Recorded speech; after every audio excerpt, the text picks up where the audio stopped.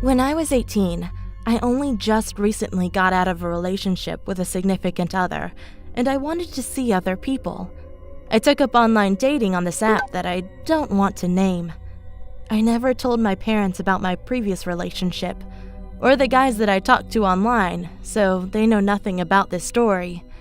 But I still need to tell them one day. Anyway, within a short period of time, I received lots of messages from guys. Most of them were perverts, or just didn't catch my attention, until a cute guy messaged me. I forgot his name, so we'll just call him Justin. Justin was around 23 years old at the time. When he messaged me, he told me how attractive I was and showered me with affection and romantic text messages. I was naive at the time, so I was awed and blushed when he told me all that. We started to get to know each other. He was living in Canada, and I was a Polish girl living in the United States. We had a few hobbies in common, and we both went to college.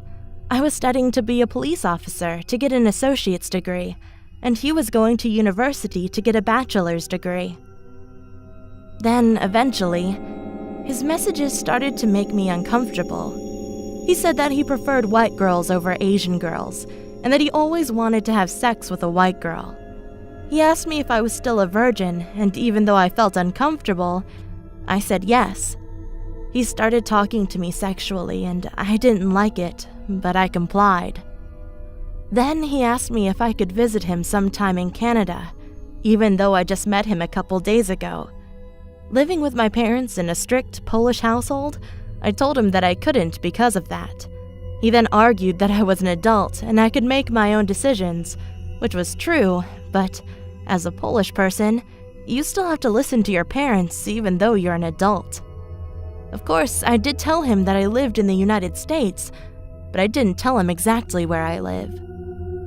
He then asked me if I lived in XYZ town in XYZ state.